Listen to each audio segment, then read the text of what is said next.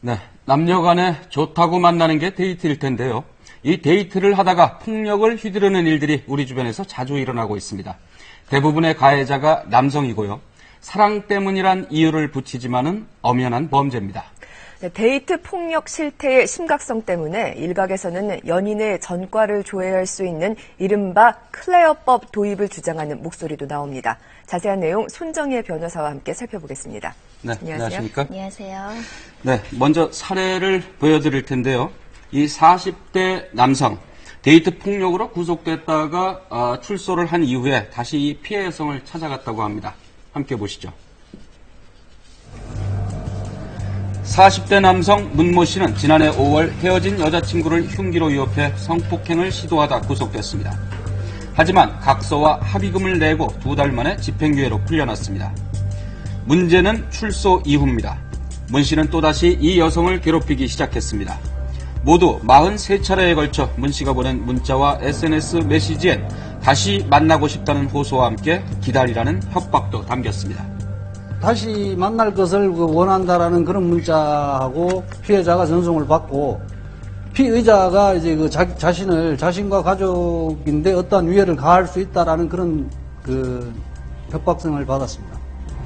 결국 문 씨는 또다시 경찰에 구속됐습니다. 그러니까 이 남성이 모두 43차례에 걸쳐서 문자와 SNS 등을 보낸 건데 기다려라, 나는 계속 미안하다, 만나고 싶다, 얼마나 무서웠을까 싶습니다. 이런 것을 가리켜서 데이트 폭력이라고 하는 건가요? 그러니까 대표적인 스토킹 행위라고 볼 수 있는데 스토킹 자체도 데이트 폭력의 일종으로 볼 수 있습니다. 데이트 폭력이라는 것이 연인 관계나 친밀한 사이에서 어떤 신체적 폭력을 한다던가 언어적 폭력도 해당될 수 있고요. 정서적 학대, 특히 요즘에는 성폭력도 많이 발생하고 있고 가장 대표적으로 문제가 되는 것이 스토킹 행위라고 볼 수 있습니다. 네, 보통 이제 데이트 폭력이라 그러면 젊은 사람들 데이트하다가 이렇게 서로 감정 상해가지고 싸웠나 이렇게 생각하긴 쉬운데 이번 경우는 이제 40대예요. 그러니까 이게 젊은이들만의 얘기가 아닌 모양입니다. 그렇습니다. 남녀노소의 문제, 같은 문제라고 보시면 되는데요. 어르신들도 연인들이 많으시기 때문에 거기서도 데이트 폭력이 발생할 수 있고 반대로 여성이 남성을 또 데이트 폭력을 가하는 경우도 있기 때문에 남녀노소 모두의 문제가 되었습니다. 네. 그러면 이게 얼마나 많이 발생하는지 통계도 나옵니까? 경찰청 통계 자료를 참고를 하면요. 연인 간의 어떤 갈등이나 이별 과정에서 폭력 사건을 발생한 걸 보니까 매년 연간 평균 7,200건에 이르고 있고요. 특히 이에 따른 살인 사건도 매년 100건이나 넘고 있어서 이제는 경찰이 연인 사이에 이런 발생하는 문제도 어떤 사랑 싸움으로 볼 것이 아니라 강력 범죄로 바라보고 철저하게 이걸 처벌해야 된다라고 밝히고 있습니다. 그러니까 실제로는 이게 이제 경찰에 사건화된 것만 이게 7천여 건이 넘으니까 실제로는 더 많이 벌어지고 있다 이렇게 봐야 되겠네요. 은폐되거나 신고되지 않은 사건까지 접수를 모두 다 하다 보면 정말 많은 어떤 데이트 폭력이 발생한다라고 볼 수 있을 텐데요. 그래서 지금 경찰에서는 데이트 폭력, 연인 간의 폭력 집중 신고 기간을 운영하고 있고요. 이에 대한 태스크포스 팀을 운영을 해서 피해자 보호라든지 어떤 적극적인 조치를 취하겠다라고 계획을 밝히고 있습니다. 그럼요. 가볍게 넘겨야 할 상황이 아닌 것 같고 주로 어떤 유형인가요? 가장 많은 유형은 폭력과 이제 상해 피해라고 보시면 되고요. 그 뒤를 이어선 건 감금과 협박입니다.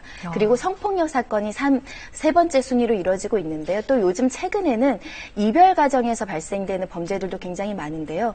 대표적으로 최근 사례 중에는 부산 해운대 회사원이 2년간 교제를 하다가 애인과 헤어짐을 통보를 받았습니다. 그렇지만 다시 만나달라고 애걸복걸하면서 여자친구를 찾아갔는데 그게 받아들여지지 않자 1시간 동안 감금을 하고 10층 베란다 난간에서 자살 소동을 벌이기까지 했습니다. 그래서 출동된 경찰에게 현행법으로 체포된 사례가 있었고요. 또 다른 사례는 스토킹 사례입니다.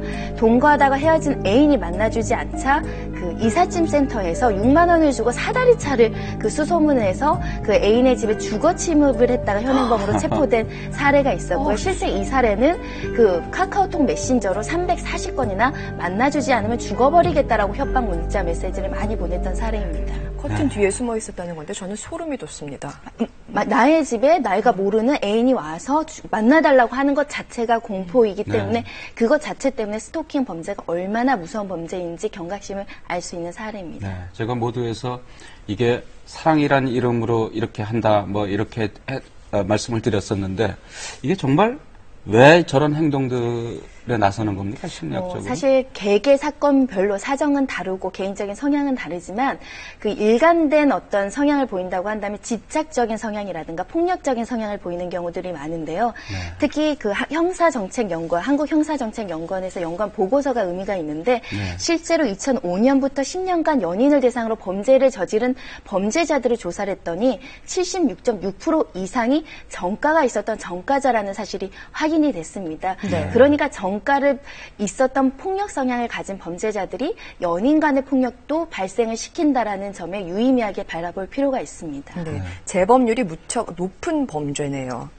폭력이라는 것은 한 번 발생하면 사슬을 끊기가 어려운데 특히 연인이나 가족 간의 문제는 그 사슬을 반드시 끊어주셔야 되는데 신고가 제대로 되지 않는 맹점들이 있습니다. 네. 실제로 처벌을 받아도 말씀하신 것처럼 사회에 나오면 또 피해 여성을 찾아가서 괴롭힌다고 하는데 다른 나라의 경우는 이럴 때 어떻게 대처하는지 저희가 화면으로 모아봤습니다. 함께 보시죠. 네. 미국의 유명 힙합 스타인 크리스 브라운. 지난해 호주 공연이 예정돼 있었지만 호주 정부가 입국을 불허해 공연이 갑자기 취소됐습니다. 호주 정부가 브라운의 여성 폭력 전력을 문제 삼은 겁니다. 네, 브라운은 지난 2009년 전 여자친구인 팝스타 리안나를 무차별 폭행해 보호관찰 5년을 선고받았습니다. 지난해 2월 미국의 풋볼 스타 레이 라이스는 미국 뉴저지의 한 카지노 엘리베이터에서 당시 약혼녀를 주먹으로 때려 기절시켰습니다. The NFL did the right thing, whether it was for the right reason, spontaneous enough or not. They had no choice. 미국 프로풋볼 사무국은 라이스를 무기한 출장 정지했고 소속팀은 라이스를 추방했습니다.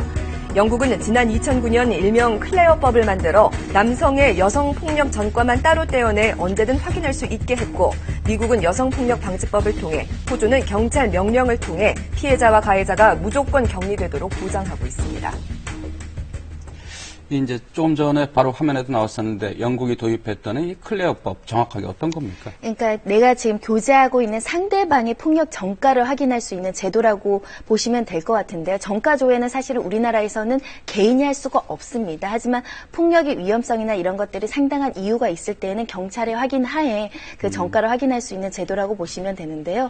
이 제도는 2009년에 클레어 우도라는 피해 여성의 이름을 따서 도입이 된 겁니다. 왜냐하면 이 여성이 인터넷 사이트를 통해서 남자친구를 만났다가 살해된 사건이 발생했는데요. 이 남자친구의 전력을 조회해봤더니 과거에도 여자친구를 학대하고 폭력한 전과가 있었던 겁니다. 이렇게 잠재적인 여성 데이트 피해자를 방지하기 위해서 도입된 제도라고 보시면 됩니다. 네.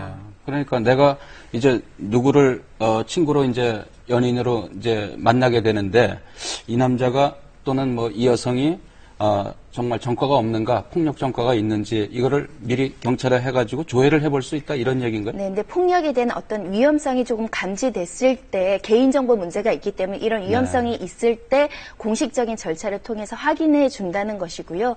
우리나라 경찰에서도 이 제도를 도입할 필요성이 있다라고 얘기하고 있기 때문에 우리나라에도 시급히 도입될 필요성이 있다라는 여러 가지 여성 인권단체의 목소리가 있습니다.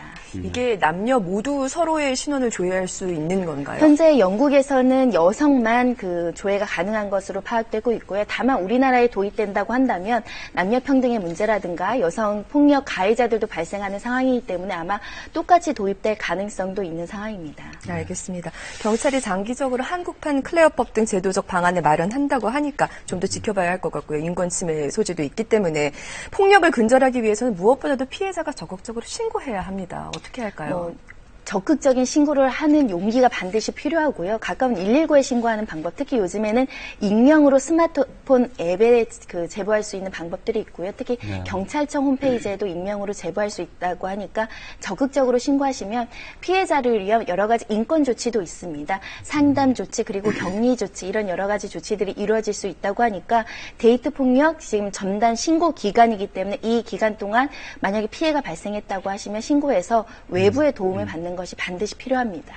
이렇게 이제 조회를 안 해보고도 이런 사람은 좀 조심해야 된다 뭐 이런 유형이 좀 있습니까? 사실 직관적으로 여성들은 알 수 있습니다. 집착증이 강하던가 여성들한테 과도한 헌신적인 요구라든가 의무를 많이 부과하는 경우, 특히 스토킹 피해를 발생하는 경우들은 사실 폭력적인 성향을 발휘한다라고 보시고 적절하게 대처하시고 특히 외부 경찰에 신고하셔가지고 더더욱 이 폭력이 심화되는 것을 막아야 하는 필요성이 있습니다. 네, 오늘 말씀 잘 들었습니다. 고맙습니다. 네, 시사진단 오늘 여기서 모두 마치겠습니다. 시청해주셔서 고맙습니다.